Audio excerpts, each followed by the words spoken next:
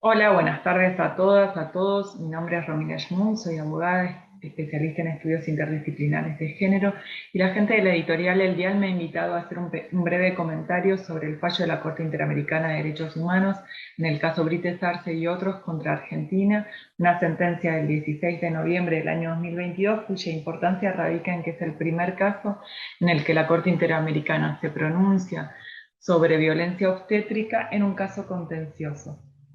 ¿Sí? En el caso concreto vamos a hablar de los hechos. Cristina Brites Arce tenía 38 años al momento de los hechos y más de 40 semanas de embarazo. Durante el embarazo de Cristina se presentaron distintos factores de riesgo que no fueron atendidos debidamente por el sistema de salud, y esto es uno de los reproches que le hace la Corte Interamericana al Estado argentino. Concretamente, el día 1 de junio del año 1992, Cristina se presenta a la maternidad Cerdá refiriendo a distintas sintomatologías, fiebre, dolores lumbares y escasa pérdida de líquido por sus genitales. Se le hace una ecografía y de esa ecografía arroja que había feto muerto.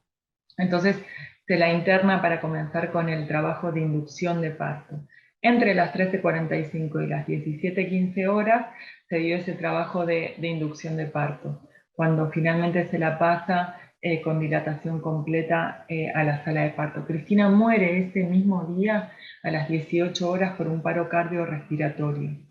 no traumático según el acta de defunción. Es importante destacar que durante el tiempo de inducción de parto, Cristina debió esperar 2 horas sentada en una silla.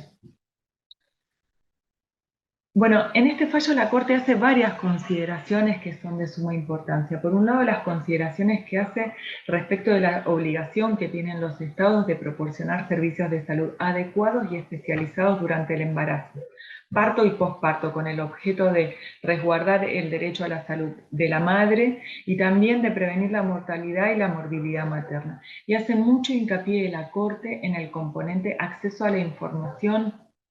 que hace al derecho a la salud reproductiva. ¿Sí? Y va a decir la Corte, ¿qué nos referimos, digamos, concretamente con acceso a la información? Dice, comprende el derecho a la información, buscar y recibir y difundir información e ideas relativas a cuestiones de salud sexual y reproductiva en general, y el derecho de las personas a recibir información específica en función de su estado de salud. Es importante destacar en esto que hace al acceso a la información, que no es que las personas tengamos que saber y requerir de esta información, sino que el Estado nos la debe proporcionar. O sea, no es a demanda, sino que el Estado tiene el deber de entregar esa información y hace el deber de transparencia activa que tiene el Estado y que hace parte al derecho a la salud sexual y reproductiva. La Corte va a decir también qué entiende por violencia obstétrica y por qué en este caso concreto existió violencia obstétrica. Respecto a la violencia obstétrica, dice, es una violencia basada en el género prohibida por los tratados de derechos humanos, por los tratados interamericanos, de derechos humanos, y específicamente por la Convención de Belén do Pará, ejercida por los encargados de atención en la salud sobre las personas gestantes durante el acceso a los servicios de salud que tienen lugar en el embarazo, en el parto y en el posparto, que se expresa en forma mayoritaria en un trato deshumanizado, irrespetuoso, abusivo, negligente, en intervenciones médicas forzadas o coaccionadas, y en la tendencia a patologizar procesos reproductivos que son considerados naturales. En el caso concreto, lo que va a decir la Corte es: la señora Brites Arce presentó varios factores de riesgos que no fueron atendidos en forma adecuada, entre ellos la edad que tenía, un aumento importante de peso, presión arterial alta que se registró en distintos controles, y nada de ello ameritó que los médicos tratantes le brindaran una atención diligente y reforzada en función de lo que se estaba evaluando. Asimismo, considera que durante el trabajo de parto y el tema de haber esperado 2 horas en una silla mientras se llevaba a cabo el procedimiento sometieron a la víctima a una situación de estrés, angustia, ansiedad, que implicaron un trato deshumanizado y de negación de la información completa sobre su estado de salud y alternativas de tratamiento, lo que constituye violencia obstétrica en este caso concreto. También quiero referir que el Estado argentino hizo su reconocimiento de responsabilidad en la temática, reconoció su responsabilidad en los términos del informe de fondo elaborado por la Comisión Interamericana y también señaló que la situación actual en Argentina es bastante distinta del momento de los hechos que datan de hace más de 30 años, entre ellos refiere legislación y políticas públicas que se han ido diseñando en la materia. Y entre la legislación destaca la ley de parto humanizado, la ley 25929, que es una ley de vanguardia en la materia. Por último, también quiero señalar la sentencia de la Corte.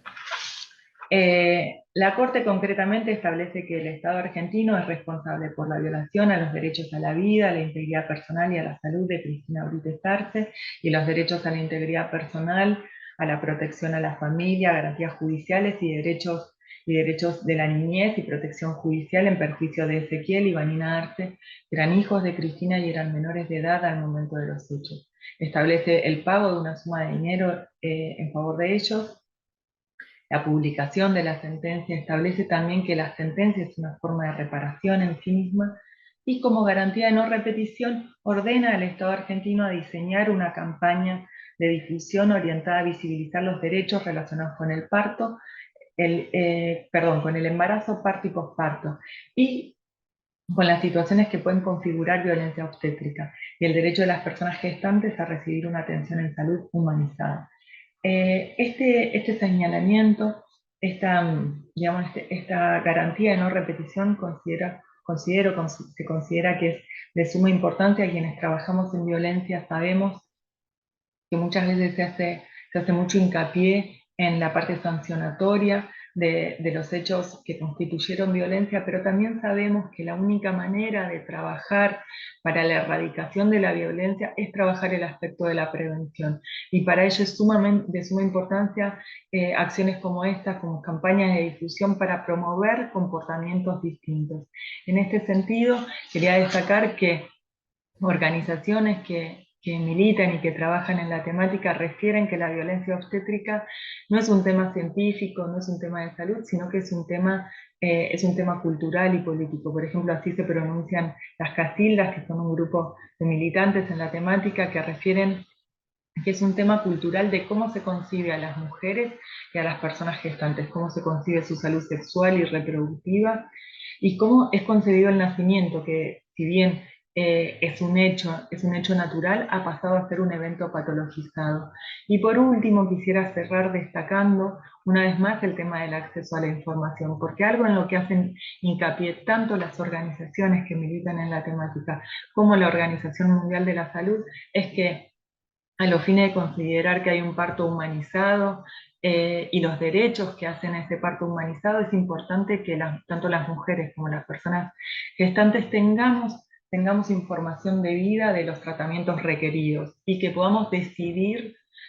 autónomamente en ese momento. Y una de las cuestiones que más se advierte y que más se denuncia es la infantilización que se produce, la falta de autonomía que se le da a las mujeres y personas gestantes, la toma de decisiones en lugar de ellas. Por eso es sumamente importante dar a conocer los derechos que se tienen, recibirlos en cada momento, poder exigirlos si no se dan naturalmente. Bueno, un saludo y seguimos en contacto.